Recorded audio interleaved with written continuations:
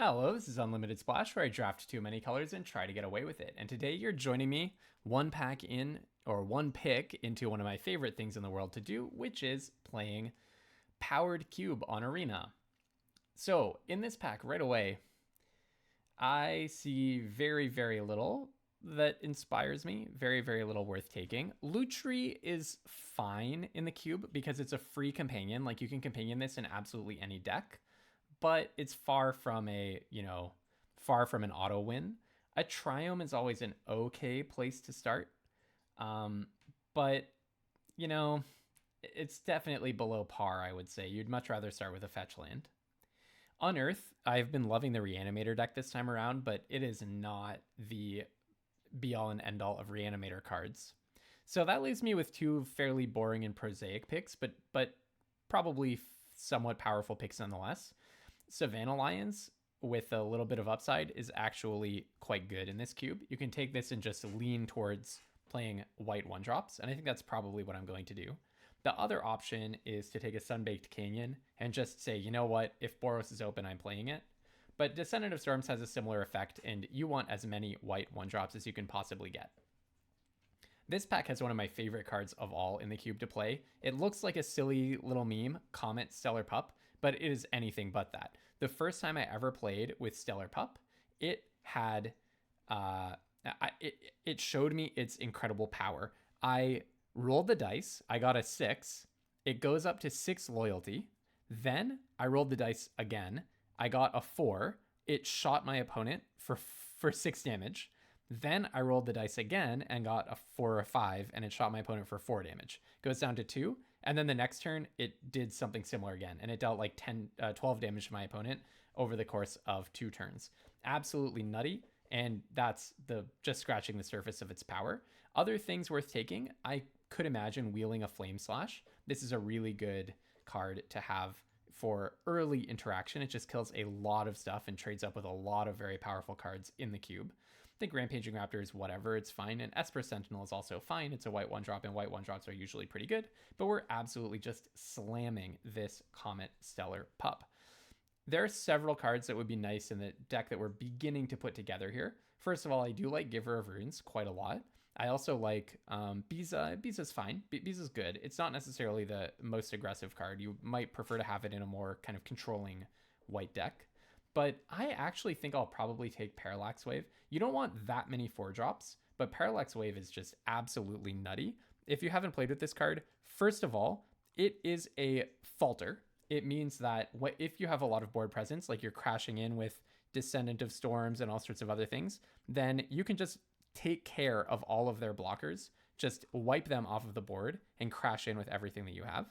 And if you are not ahead on the board, if you have a bunch of Enters the Battlefield effects, you can flicker a bunch of your creatures. And finally, with cards like, as I learned in one of my last videos, if you have Containment Priest, I believe that prevents their cards from even coming back in at the end of this.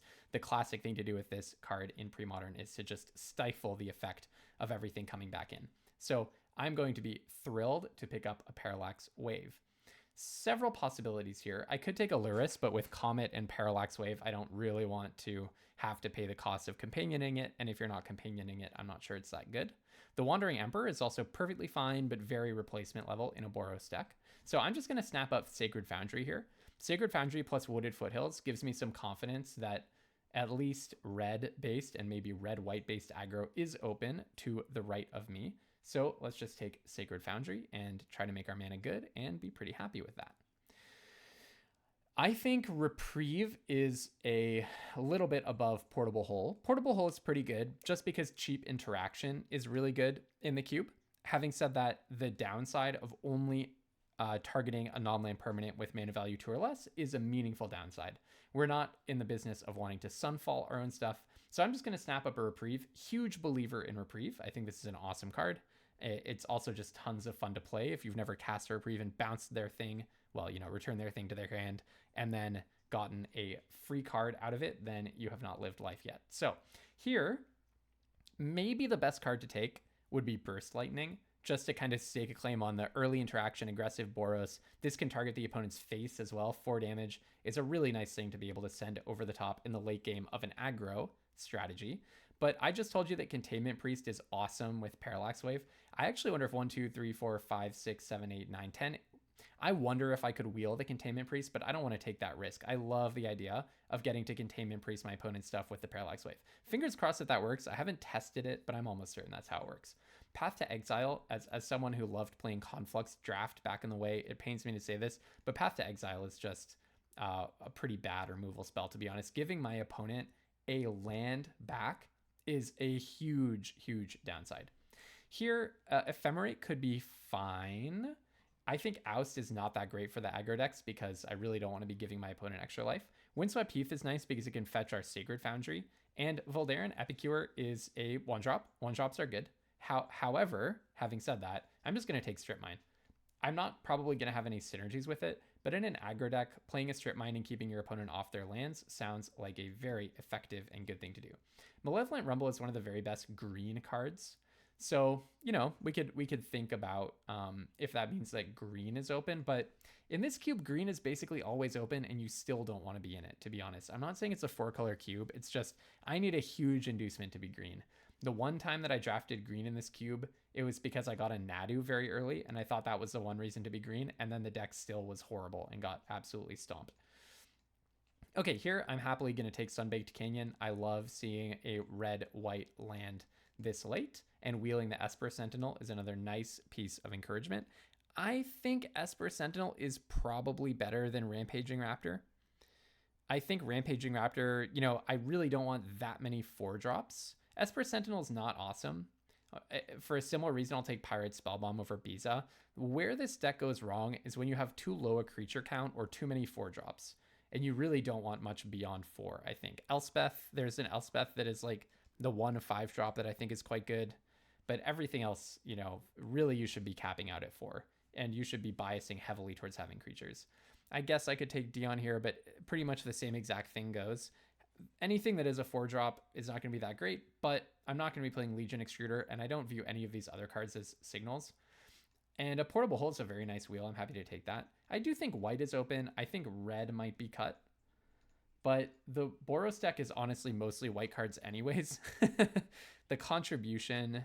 I mean, I could also be like white-green, you know, white-green aggro with a red splash, or white-blue. You know, suppose I open an Ancestral Recall here. Then I'm going to bias heavily towards being some kind of white-blue tempo aggro deck with maybe a red splash for Comet. Having a Sunbaked Canyon, Sacred Foundry, and Prismatic Vista means I can easily splash if that's what it comes down to. So very possibly that's where we're headed. Definitely not married to Boros by any means. We just picked up the ability to make some red pips if we want to. And here I'll just take a Restless Vents, I guess, by the same token. Scavenging Ooze is not exactly a pull into green. Not much in this cube is a pull into green. Sad to see that we still did not open any power. I don't think we're going to be playing Underworld Breach. Let's see. I could imagine Lava Spur Boots being a playable card, but I don't really have any synergies with Lava Spur Boots. I'm really not in the business of playing Samwise. I guess we could take a Dragon Rage Channeler, but it's not that powerful, and I'm also not even in red necessarily. Pretty weak pack for us. So maybe I just take Stadium Headliner by the same token, just trying to get absolutely as many red 1-drops, or as many 1-drops in general as I possibly can, even though it's not a particularly good card. I'm also not in the business of trying to force Boros. It's not like I am desperate to be playing Boros. Well, okay. It's just a very weak pack. Maybe I actually could take a Skull Clamp here. I know that Skull Clamp is like not performing well in the cube, but it would go in any deck that I have. Actually, you know what? I'm just going to take the best card. I have no idea if Artifacts is open. I just didn't want to take any of those other cards that I was looking at. They just did not look good to me. Here we have a few good cards. So Fury is a fantastic card. If I'm in the Boros deck, then I definitely want to be playing Fury. But I have absolutely no idea if I am in the Boros deck. And Fury is not like a massive pull into red. It's just a good card. It's a very good card. So I actually think I'll take Karakas. Karakas remains one of the very best cards in the cube. You can do things, let's see, I could like bounce a Dion and get extra ETBs out of that. I could bounce Urza. And get extra ETBs out of it. but it also is a card that absolutely shuts down a lot of your opponent's synergies, like Bristly Bill, for example. You could just keep bouncing it with Karakas. You can bounce Boo if the opponent has Minskin Boo. So I'll take Karakas. I do need a good number of playables, but I think I'm in a spot right now where I really want to just be taking the best card in the pack. If Artifacts is open, we can actually pivot to it pretty cleanly because we have a Pirate Spellbound Portable Hole and Esper Sentinel in addition to our Urza, so we actually have a good Artifacts count already. So we'll see. We'll see if that happens to be open. I just haven't really seen any artifact signals one way or another. Okay, Sunforged Mystic is a nice one because, again, it could go in either an artifact deck or a Boros aggro deck. But maybe the best card in the pack is just Screaming Nemesis. I mean, Nia is good as well. I don't have a blue source yet, but I could easily find one for the deck.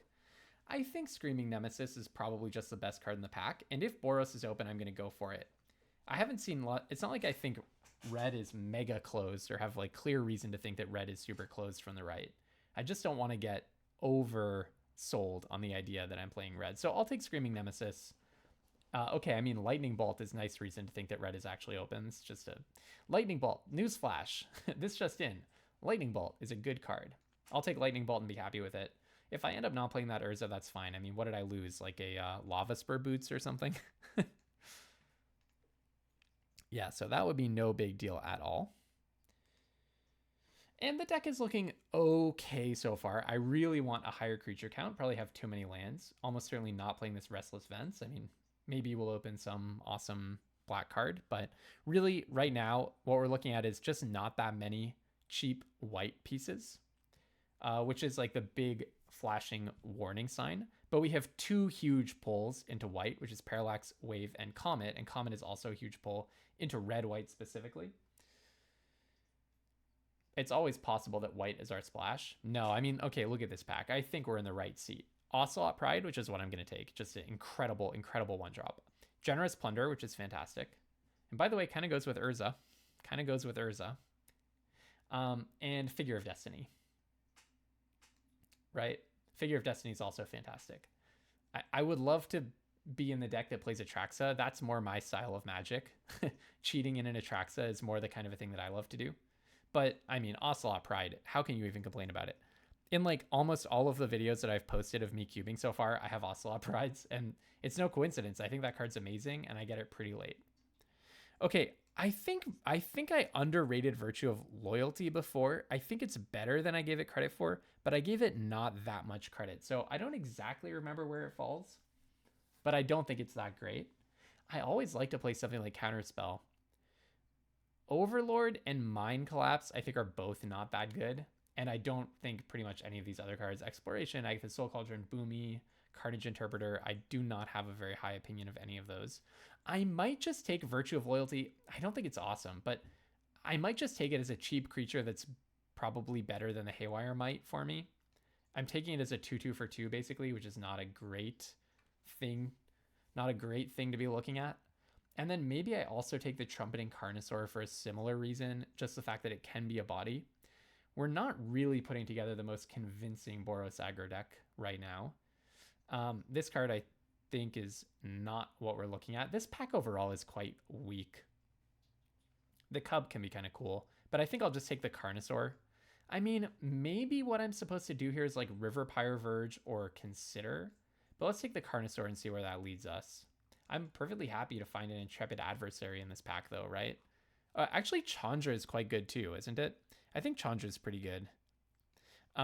But let's see. I'm not playing Tribal Flames. Maybe I am not quite as aggressive a deck as I thought I was. I was past like a really good number of cheap white creatures. I'd probably rather have the Chandra than the Intrepid Adversary, to be honest, and I'm just a little bit slower of a deck. Okay, well, we wheeled every single card we were thinking of. Lava Spruits, Dragon's Rage Channeler. So I'll probably just take the Stadium Headliner, and let's see if we can just try to go wide. Basically just a go wide strategy. This is not really a signal that red and white are open. I actually think red and white, someone else is contesting right now, or maybe we're just not opening the best stuff. I would rather have Lion Sash than Loran, only because Lion Sash is slightly cheaper. We're just trying to We're just trying to be, you know, first to the punch. Nia is a very good card. So is Stoneforge Mystic. I mean, have we seen which of the really good equipments have we seen? I think I'll just take Nia. I think it's easy enough to get like one blue pip. I think we've even seen blue-white lands going around. I'm so surprised that Fresh Start is in the cube.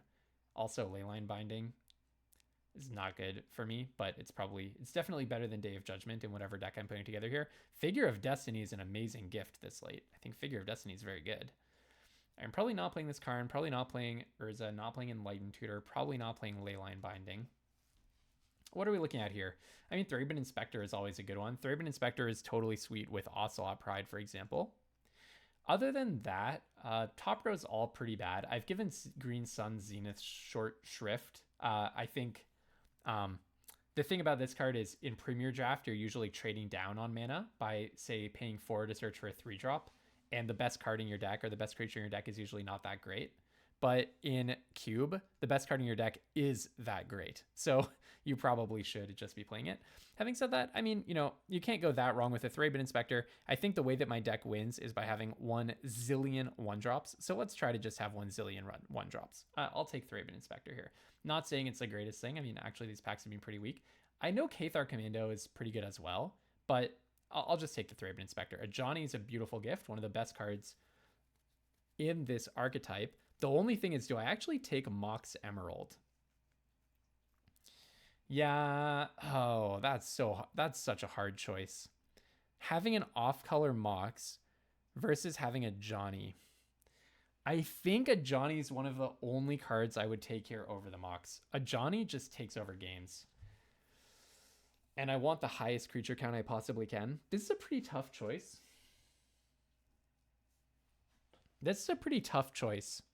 A Johnny or Mox Emerald? I think I just take the Johnny. Tell me in the comments. What you would do. I'm really curious. What other people would do in that situation. A Johnny or Mox Emerald? I don't know. Let me know in the comments. Here, I'll take a Hellrider. I'm not in the business of giving my opponent a huge, you know, reimbursement for whatever removal I do. Phyrexian Revoker, you know, you could be worse than Phyrexian Revoker. But Hellrider is awesome. I'm probably not playing this Dion. So that means that Hellrider, you know, my 4-drop slot is not that clogged. It's pretty clogged, but it's not that clogged. I am a believer in Yura and Oski. I think this card's good. It might have been better in the previous version of the cube, but I love getting my ETB effects again. If you can line it up so you get your ETB effects a second time, that's awesome. Having said that, I think I can probably wheel it. I think Nova Hellkite's pretty good. But actually, I might just take Arid Mesa and see if I can get a white-blue or red-blue dual land so that I can activate Nia. No, you know what? I'm just gonna take the Nova Hellkite. This basically costs 3. I mean, not really, but Nova Hellkite semi costs 3. Showdown of the Scalds is a huge gift. This is an amazing card. I totally disrespected it in my first video, and now I have to do penance by taking every Showdown of the Scalds I ever see. Maybe we don't play that Chandra. We'll figure that out later on, but I'm definitely playing Mother. Mother is the mother of us all, and I'll certainly be playing Mother. I'm absolutely going to be on 15 lands here. Elegant Parlor is a very nice one. March of Otherworldly Light is fine. Grim Lavamancer is fine, but we're absolutely going to be on Flage. Flage is just so good. Okay, so we were supposed to be in Boros aggro. I read that correctly. Taiga is not the splash I'm looking for, so I'll just take a Falia. Philia is fine. Goes well with several cards. I'll just take it. Wow, I'm always playing Boros aggro. It's so funny. All right, maybe I do play Dion, and now we're at 31. 1, 2, 3, 4, 5. Oh, wow, we're actually at 26 cards. So probably cut Dion, maybe Pyrite Spellbomb, maybe Virtue of Loyalty. Maybe I don't get to play Nia. If I can get a blue source, I will be thrilled to play Nia. Otherwise, I'm not so sure. Cathar Commando, yes, please. It's so funny. Green Sun Zenith is like the best performing green card, but nobody takes it. Quite understandably. So I'll take a Cathar Commando. I actually thought that might wheel. It's just a 3 power in the aggro deck for 2 mana is just a good deal. Elspeth wheeling, that's awesome. Elspeth wheeling is awesome. Very happy to take the Elspeth. This is a bomb. Elspeth is a storm of her own. She is a little slow. So this really is the curve that you want. My last Boros deck that I posted had a much worse curve, I think. I think this is a better curve. I might not play Trumpeting Carnosaur. 1, 2, 3, 4, 5. So we're at 24 cards. Yeah. Yep. I mean, you know, that Mox Emerald would have been nice, or a Mox Pearl would have been even nicer. But that's okay. I think this is looking like our deck. I don't remember anything that we would wheel that we might wheel that we would put in here. Doesn't mean there isn't anything, but I'm just not. Nothing's coming to mind. Okay, sure. I'll take a. No, I'll take Get Lost just in case I find myself really wanting removal. I think the old adage that, you know, you don't really want tons of removal in a very aggressive deck holds true here. Yeah, I really thought that we would wheel the Yura, but actually I think I will take Thalia. How many ETB effects do I have? Actually, kind of a lot. Maybe I like First Strike. I mean, Yura would have been a good one, but almost certainly I will play Unholy Heat, say over the Pirate Spellbound maybe. I probably will end up playing that one. All right, and then we're on 16 lands. And yeah, I mean, we got a pretty good aggressive deck. I felt better about my last Boros deck, and it went 4-3. So, all right, let's see if we can beat that. I mean, really, I want a trophy. So let's see if we can carry this one to a trophy. I'll clean it up, and let's see what we have. Okay, I think looking at my curve, especially having a Nova Hellkite and an Elspeth and 4/4 drops, I think I'm actually going to try 17 lands, particularly because the 17th land is a strip mine. And I have, well, only one fetch land. Unfortunately, the fetch land cannot fetch Sacred Foundry, which is too bad. But I think 17. So yeah, putting all that together, I think 17 lands is what I want. But our curve looks good. Maybe if Strip Mine isn't working out, I just cut Strip Mine and play, I don't know, Pirate Spellbomb or something. So we'll see. We'll keep that in mind. But right now we're basically trying to just play a 1-drop and actually I'll separate this into creatures and non-creatures. So yeah, we're just trying to play a 1-drop because we have 7 1-drops and then a 2-drop and then just kind of go off. We may find ourselves getting a little flooded. We'll see. But let's try to pilot this to a trophy. See if we can do it. As I jump into game 1, I do want to say I'm a brand new Magic the Gathering content creator. I do post a new draft every single day. And if that sounds cool to you, go ahead and click subscribe in the link in the description below. This is an easy mulligan. I mean, my first card comes out on turn 4. Absolutely not. Not going to be winning with start like that. Probably, maybe I actually cut Hellrider here because the Hellkite is a turn 3 play and a turn 5 play. The Hellrider is just a turn 4 play. So just from a curve perspective, Nova Hellkite is a little bit more flexible, and that's a good Hellkite target. This is also, oh, okay, actually I'm just going to Portable Hole that right now. And we'll see if my opponent was counting on it to cast their scarier stuff. And then we can flash in a Containment Priest. Oh, Mana Crypt. Okay, I don't think they were counting on it. I don't think they were counting on it. Okay, oh wow. Okay, makes me wish I hadn't spent my Portable Hole, huh? Okay, wow. Yep. So they're going to get a 4/4. Do I love that? No. Do I like that? No. Let's see. What can I even do here? Well, probably flashing in Cathar Commando is what's going to happen. All right. But I thought I was the aggro deck. Now I'm getting aggroed out. Youch. Now they're going to do it again? Holy smokes. I don't even have removal that can deal with this, do I? I literally don't even have removal that can deal with that. Well, I can always block it. So we'll definitely play Cathar Commando now. Oh no, I can't even block it. It's just about chump blocking. No, it has trample. Okay, I think I got. Maybe I can draw a Comet and then get lucky by rolling a 6 and then rolling 2 5s. Something like that. Yeah, this is a bit of an issue for me. I thought I was the aggro deck. Well, welcome to Cube, my friends. This is what Cube is like. Okay, maybe my best shot is just counterplay. I do something like Nova Hellkite this turn. Well, no, because they can put a counter and go up to 10. I have to kill them in like 1 turn somehow. I just need to do the absolute maximum amount of damage, don't I?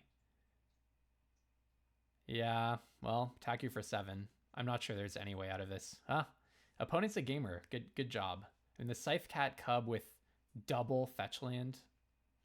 Yeah, pretty hard for me to do anything about. Okay, and they didn't even get mana cryptid. Yep. The trampling 10-8. Wish I hadn't spent my portable hole. Turns out there was a more important target. I mean, I clearly did the correct thing in context. Yeah, they've got me, right? I'll make them play it out, but they've definitely got me. All right, well, play this, attack, and end. I did get them down to 5. Deals damage to the number of creatures you control to target creature. All right, yep, they got me. Okay, well, a quick game 1. We got cubbed out.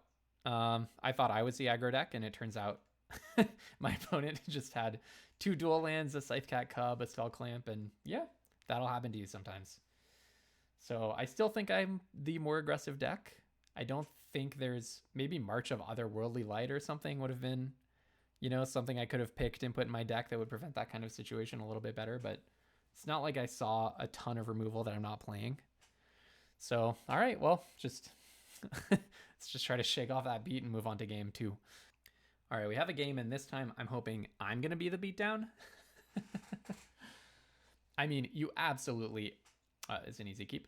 Absolutely, I was supposed to portable hole the birds there. I mean, right? Right? Am I somehow wrong about that? All right, I don't think I tap Mother. I think you basically are just never supposed to tap Mother. Yeah, I'll just reprieve this. Seems like something that should get reprieved. Pass, and my turn. Yeah, maybe I really... Dang, like...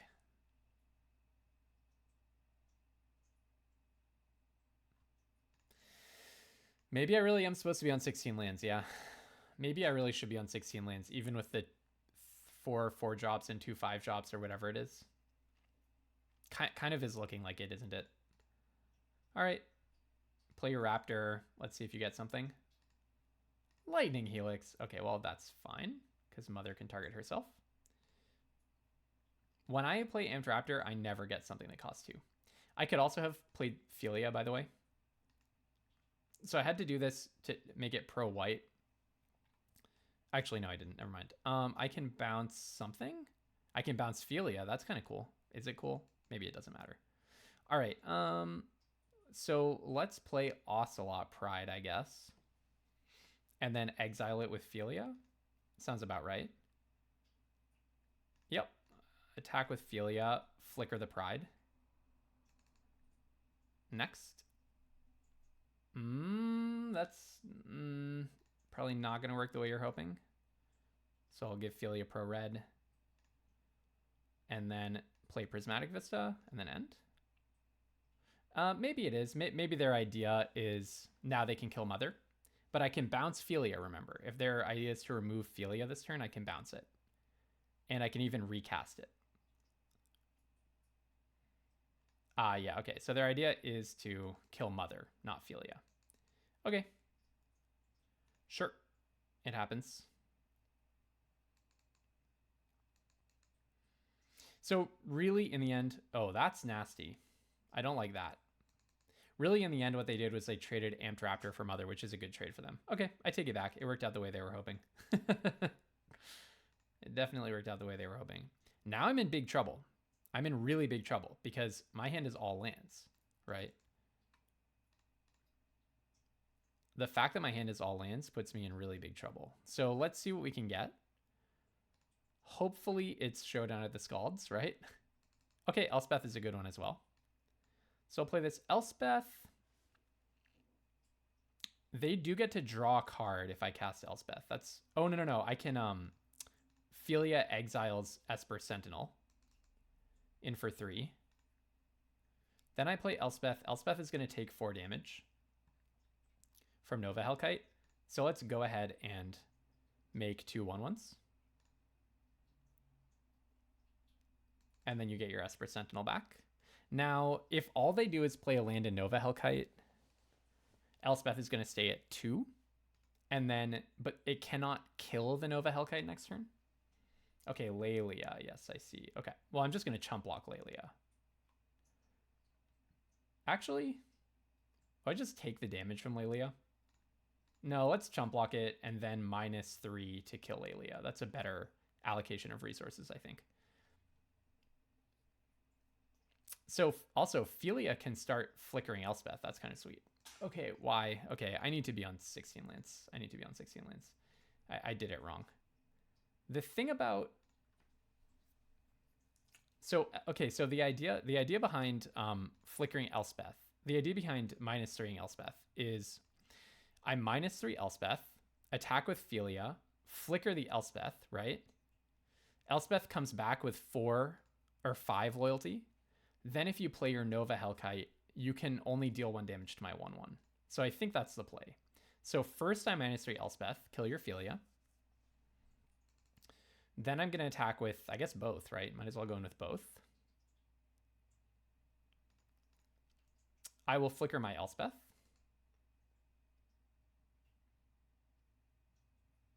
Next. Next. Bonk and bonk. I will play a land and end, and then Elspeth comes back. Philia gets a +1. And Elspeth has 5 loyalty, so it cannot get Nova Hellkited. Oh, but it can get Cathar commandoed. Oh, okay. I should have left the 1/1 back. I should have read that. The fact that they had 2 lands untapped, I should have read that. Nope, my bad. I screwed up. I should have seen that that's what was coming. Okay, so here's what we can do, though.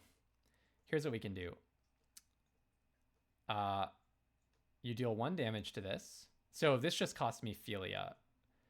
Oh, yeah, holding the 1/1 back wouldn't have worked because of Nova Hellkite. Cube is so complicated. Cube is so complicated. Okay, please attack. They're actually still going to kill my Elspeth because my idea is bounce Philia and recast it. But then all I can do is block the Cathar commando. Right?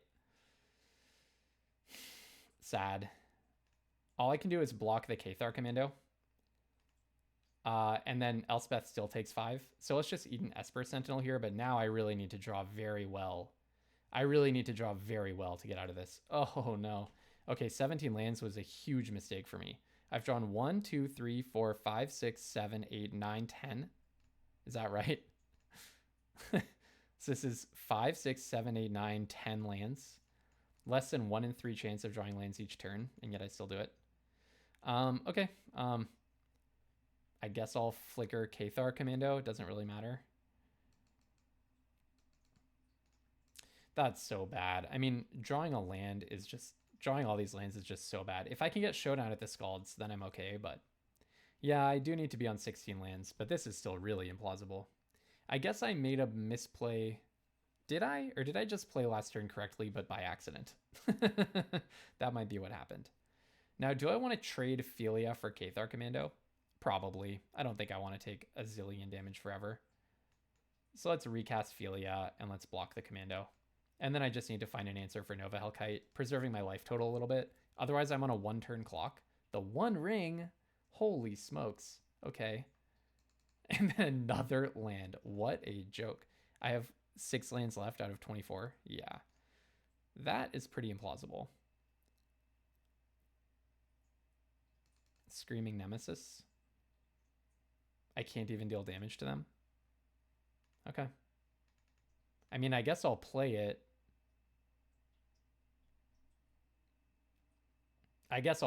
Right? Because the way I get out of this, my out is Showdown at the Scalds. So I guess I'll play this one. Yeah? But I can't. No point in attacking, or I can't attack. All right, we are absolutely going down to 16 lands after this. No doubt. No doubt in my mind. Taking 4. Yep. That hurts. Pyrogoyf. Putting me to 1. And then my own Nova Hellkite. You're not legendary. So I can Screaming Nemesis, shooting them for 1, Attack with both and deal 7. Okay, so what I'm supposed to do here is I just play a Nova Hellkite, but I don't attack. And then Nova Hellkite blocks Nova Hellkite. Oh, it has to be a creature an opponent controls? Are you kidding me? Well, okay, but then Screaming Nemesis blocks Pyrogoyf and Nova Hellkite blocks Nova Hellkite. That's all I can do, right? I'm technically not dead yet, I think. We'll see if they have any interaction here. Yeah, that does it. All right, rough game. I'll go down to 17 lands, and, well, 0-2 is a little tough, but hey, maybe we can turn it around from here. All right, let's go. Just watch me rattle off 7 in a row. What I did was I cut Strip Mine, and I put in Virtue of Persistence. Because I'm scarred. I'm scarred from the number of lands that I just drew. It was scarring to me. All right, so I'll play a Plains and Figure. Next turn, we'll just shock in a Sacred Foundry and hold up a million different things.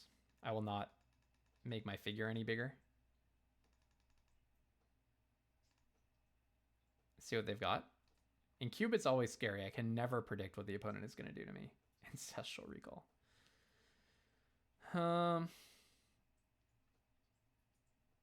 Sure. You do that. Now they have how many cards in hand? 10? Okay. Well, Reprieve is looking kind of nice here. Maybe I can make them discard a bunch of stuff. But if they have like a Black Lotus and a bunch of other things, then I'm guessing they have some serious ramp to be Ancestraling turn 1. They're probably not just playing that as card selection, right? Right? Probably. I like the flame effect on this. That's sweet. Okay, well, let's just reprieve that right into their hand. I wonder what that was going to be for. I do wonder what they're going to get with that. Okay, so they pitched... I wonder if it's Reanimator. During your turn, it has Hexproof. It's probably Reanimator. Earthbend 8. Yeah. We are in some trouble if that's what they're going to do. We are in some trouble. Well, I'll play an Esper Sentinel, play a land, attack for 1. I guess Philia... Yeah, if they're Earthbending, Philia can't even do anything about that. And this thing has Hexproof. All right. But they're not in Reanimator colors yet. Not yet. Well, that has an Enters ability, so I don't think we will be Philia-ing it. Bringing back Ancestral. Okay, that's pretty good. Yeah. Pass, and my turn. So then I think let's do Cathar Commando. Draw. Oh, that's kind of nice, but this costs 3. They were thinking about getting something that costs 1, though. All right, I'll play this. Attack with everything. Zap you for 4. And then we'll see if you block. I mean, it's kind of nice if you don't block Figure. Whoa. Oh, they've got something here. That's not board wipe behavior, though, because with a board wipe, they would have blocked Hellrider. Okay. Maybe it is board wipe behavior and they're saying they don't care about their life total. That's dramatic. Yeah, natural. I was wondering if it was going to be natural order. Hooray, I draw a card. Okay. So, oh, you gain 3. Okay. Okay. So let's think about this. So I can Flage. So I attack, put you to 5. You block something. And then I Flage after combat, right? Yep. I think it's looking good, right? Zap, zap, zap, and zap. I mean, they had a lot of utility this game. Okay. Sure, I guess I'll just do this, just in case I'm like miscalculating somehow. Just get a little bit more damage. Okay, yeah, that's lethal. Cool. Okay. Lethal and then some with Flage. All right, we got there. So our deck is aggro. Our deck is the beatdown. But we definitely have one hand tied behind our back, starting off at 2 losses.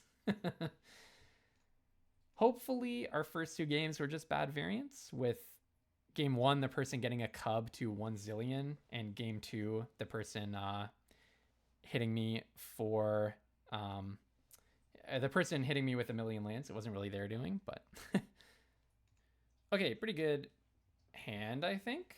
We have nothing to do before turn 3, so it's pretty bad in that sense. But I really don't want to mulligan a hand like this. It has a lot of power in it. Screaming Nemesis, into Hellrider, into Elspeth. All right, just play this tapped. I mean, with like 9 1-drops or whatever, it is kind of sad not to see a 1-drop, but... Looks like we're playing another aggro deck. Okay, but a Johnny's an amazing draw. Amazing draw. Always an amazing draw, but especially on turn 2 when I have like nothing going on. All right. Well, definitely, yeah. If you do that, I'll definitely block with my cat. All right. Just play a Screaming Nemesis. In with Nemesis and cat, leaving a Johnny back. Bonk, bonk. All right. See what you got. I mean, I assume they have things going on. Part of the reason that the aggro deck is so good in Cube, I think, by the way, is because of fetch lands. Like, having your opponent lose a life when you're in a tight aggro push against them is a pretty good feeling. Okay, so they're fixing colors. They're in multiple colors. And milling a black, that's very interesting. Or surveilling a black into the bin. That's very interesting. Do you ever kill your own stuff with a Johnny? Tell me in the comments, do you ever kill your own stuff with a Johnny? Like, kill your own cat in order to flip a Johnny? Because it immediately gives you a cat back. And then also does a zillion damage. You probably should, right? Like, should I just flage my own cat, flip a Johnny, and then... The problem is it's so easy to give them value if they're able to kill a Johnny. But suppose that they're tapped down. Right? Then I could flage my own cat, make a 2/1... Trinket Mage, okay. And then like shoot their Trinket Mage for damage. Mana Vault. Yeah, that makes sense. That's scary. That's definitely scary. I think what I do though is just play Hellrider and just get in, right? Attack with everybody except not a Johnny. It's really hard for you to block the cat ever. Okay, so this does not look like a board wipe. Thank goodness. Bonk, bonk, bonk, bonk, bonk. You're at 6. Elspeth is a nice way of delivering lethal because it jumps all of your creatures. Flage is a potentially nice way of delivering lethal. Mana Vault is also like the ramp card that I'm happiest for them to have. Well, no, I mean Mana Crypt would be the one, but it does do damage to you. And they have not yet found a 4th land as far as I can tell. Well, actually, they surveilled the swamp into the bin, so maybe they actually do have one. Or they just didn't want it because they saw that they could get Mana Vault and that's going to accelerate them to some solution to the situation that they're in. Okay, nope. All right. So we are now sitting at 2-2 on our epic comeback. I have mixed feelings about my deck's performance, but hopefully the first 2 games were just... You know, the kind of beats that happen to you in Cube sometimes, no matter how good your deck is. I mean, okay, if we'd had removal for that Cub, that would have been, you know, an improvement that could have saved us there. But hopefully we're on the up and up at 2 wins, 2 losses. All right, let's go in for the next game. All right, folks, we're sitting here at 2-2. Let's at least get another win and not bleed out too many gems here. All right, we have a game. Yeah, okay, so Prismatic Vista... I'm on the play. Prismatic Vista is going to let me get a Plains for Ocelot Pride. Comes in untapped, right? So I'll get a Plains and I'll play my Pride. Very good. Opponent is on Lutri. So we'll see. Hopefully we're fast enough to make it not matter too much, but bonk and end. Don't Ancestral Recall, please. Okay, thank you. Thank you. Okay, so I guess by holding the Containment Priest until now, I technically made it possible for it to get counterspelled or miscalculationed. 2 blue really looks like a counterspell. Hard to make reads in Cube, but 2 blue sure looks like a counterspell. Having said that, it means it will eat the counterspell instead of Screaming Nemesis. Looks like my opponent said that can resolve so that I can counter the turn 3 play. It's risky to slow roll the aggro deck, but I think the heads up play here is to just slap down a Stadium Headliner. I could be, you know, overthinking it a little bit, but They could have Flash, maybe. I don't think Stadium Headliner puts us too far behind because, look, it can do like a zillion damage to something. But I'm just really guessing that they're holding Counterspell, especially now that they played Talisman and then didn't do anything. That really sounds like counterspelling behavior for me. So, okay, maybe they counterspell this. That's, you know, not ideal, but yeah, so it was a counterspell all along, but we saved our Nova Hellkite from getting counterspelled, and we're now pushing a lot of damage. All right. Bonk, bonk, bonk, bonk, bonk. All right, I have them basically... I have the City's Blessing, and I have them basically dead to my hand, right? Because I can Lightning Bolt plus Nova Hellkite, which is 7 damage. Like, for example, a Wrath of God here. If they play a Plains and then Wrath of God, I actually have them dead. But, look, it's Cube. I mean, they could have so much stuff. So much stuff. They're very far from dead. We don't know what's in their hand, but they're very far from presumed dead. Okay, that's a good one. Let's just Lightning Bolt them right now, to be honest. Just get the damage in before they become protection, before they gain protection from everything. Put them a little bit lower on life. Okay, so I can't even gain life, can I? Is there any reason to... I can't gain life. Like, I was thinking I'd make the Mobilize token, but I can't gain life. So I don't get to keep it, which is the trick. By the way, Ocelot Pride gave me an extra token. So, yep, nothing to do here.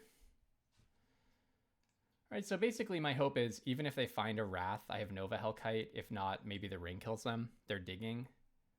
They can't do the classic trick of playing a second ring from Modern back in the day. Are they mono blue? I wonder. Are they gonna return all permanents to their owner's hands? Okay, looks like they're continuing to dig. They're 1 damage off of dead from the One Ring. And my Stadium Headliner can bash for 7. That's pretty awesome. Time Walk, okay, yep. Well, you take 2, you go to 1. All right. If they start like looping Time Walks or something, they still have to deal with the One Ring. They have to gain, they have 11 cards in hand and 18 in their library. They have to gain life. They're dead to their own ring here. Cube is awesome. Don't you love Cube? If you love Cube like I love Cube, click subscribe in the link below. We're going to be cubing a lot over the next week before Lower Ring comes out. If you're already subscribed, go ahead and tell your friends. I'm an absolutely brand new Magic content creator. I love the game, making a space for absolutely relentless positivity. Give me a comment if you like the content. And if there's any room for improvement or anything you want to see different, maybe you love Karlov Manor and would like to see me draft that, go ahead and just drop a comment below, please. I love to see it. Almost any and all feedback. Almost any and all feedback. I love to see. Okay. And now are you going to play some giant monstrosity that would have been killed by my Stadium Headliner? That would be so funny. Oh, copying the One Ring. Clever, clever. Okay, I like my opponent's style. I like my opponent's style copying their One Ring. Yeah, that's kind of cool. Maybe I should have held onto the Lightning Bolt. I feel like it just makes it really hard for them to do stuff here. Okay, they actually can cast from Hideaway. This is a sweet deck. If I lose, I'm going to be really sad. Okay, I can exile creatures. Doesn't really help, does it? If I lose, I'm going to be really sad. Is there any use for that? I mean, I do have Containment Priest out. That's kind of awesome. All right. Yeah, if I lose, I'm going to be sad, but this is like such a sweet deck to lose to, you know? Like copying the One Ring with Phyrexian Metamorph. I didn't even think about that. Totally, totally cool. The ring is blank for them now, but they could just keep copying it to get invincible forever. But they can't bounce their Metamorph to do that because their Metamorph is their ring. Okay, all right. So are you going to copy it again? It looks like they have a deck that's based around copying the One Ring, eh? Exile a non-land permanent you control, then bring it back. So you bring back Metamorph, but it's not going to come back as a ring, right? It doesn't come back as the One Ring. It comes back as Phyrexian Metamorph. I love to see a Displacer Kitten combo, by the way. Love to see that. Displacer Kitten is like one of my favorite cards ever. It has like a horrible win rate, but holy smokes, this card can be sweet if you just start like flickering stuff. I really want to build around the Displacer Kitten while the cube is still up. Karn, and you get to tutor, flicker something. I'm not seeing the card that is going to save you here. I mean, you're dead on board. So they must be going for something. They can't have Time Walk. It's in their bin. Is there a way for them to get Time Walk back? You get a 5/5. You're still dead on board. I expected them to dig. Oh, okay. You're not dead on board anymore because this thing has lifelink. Actually, should we do the awesome? Should we do the more awesome kill? Should we do the more awesome kill? I think so. Let's do the more awesome kill. Goodbye to that. Goodbye to that. And by the way, these things are not coming back because Containment Priest would lock them out. All right, dead to first strike damage. That was awesome. Awesome deck by the opponent. Super fun to see. If I had had a little bit fewer resources, they would have got me. I'm curious what you think. Drop me a comment and let me know what you think about the lightning bolt play. Would you have held on to it as a surprise? To me, it was like I could just see that. I knew they couldn't play another One Ring, but I could see something was happening with like invincibility. And I just thought like it makes it impossible for them to draw more cards. They can't go as low as they could otherwise on the ring. This is a pretty bad hand. Tap land into nothing. Tap land with nothing. Tap land turn 1 with nothing. Probably actually I play the mountain turn 1. Turn 2 nothing. Turn 3 Flage. Parallax Wave with nothing on the board, and then Elspeth. This is a mulligan, right? I think so. I think this is a mulligan. And I'm on the draw. I think it's a mulligan. This is a better hand, right? Let's go with that. I think it's a better hand. I don't know. This person also is companioning Lutri. I mean, every deck in Cube can companion Lutri, right? So it makes sense. All right, I'll play Esper Sentinel. I don't know. Was I supposed to mulligan that? Would I rather have Lightning Bolt, Flage, etc. Into Elspeth? Parallax Wave, Elspeth here? No, I don't think so, because I have Lightning Bolt, Parallax Wave, a 1-drop, a 2-drop. I think this is a better hand, right? I think this is a better hand. Again, comment. Let me know. Let me know what you think. Oh, Reanimate. Reanimate. Okay. I see what you're saying. Yeah. I don't really want to trade Esper Sentinel plus Lightning Bolt for that.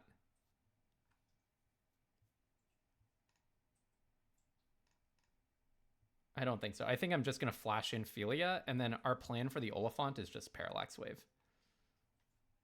So I'll take 6, but actually we're both at 14 now. All right.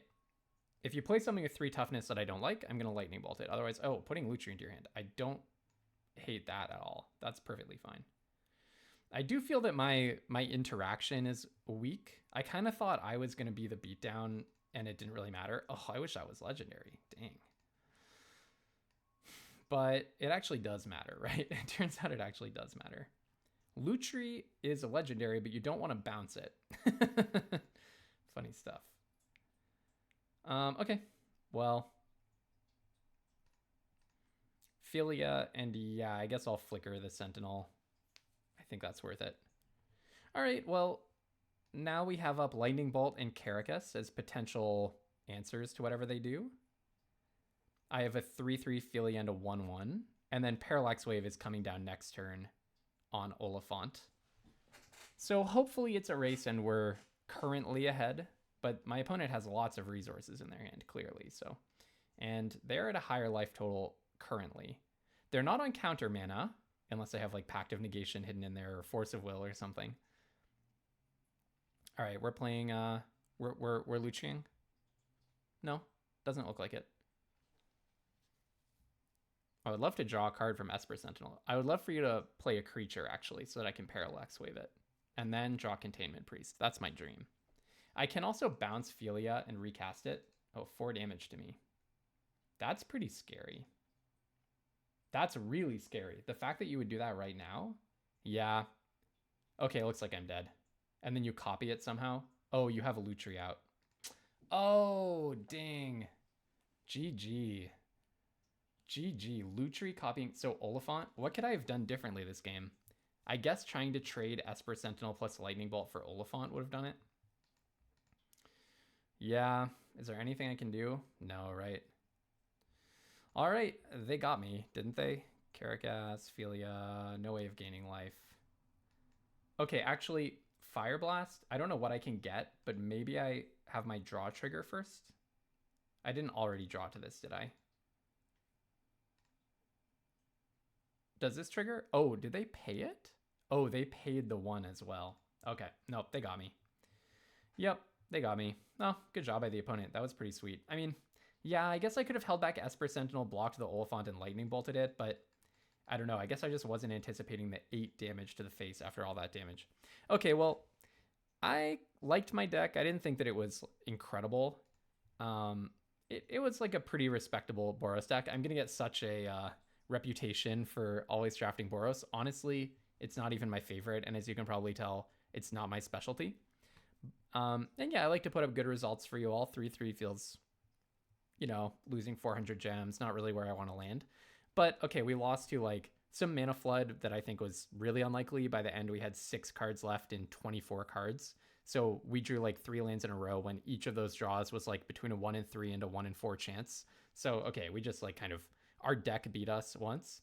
The other loss was to the Cub, which was just amazing. That makes me want to do that build around. It's like an 11-9 Cub. And yeah, like I had just spent my 1 removal spell that would have dealt with that.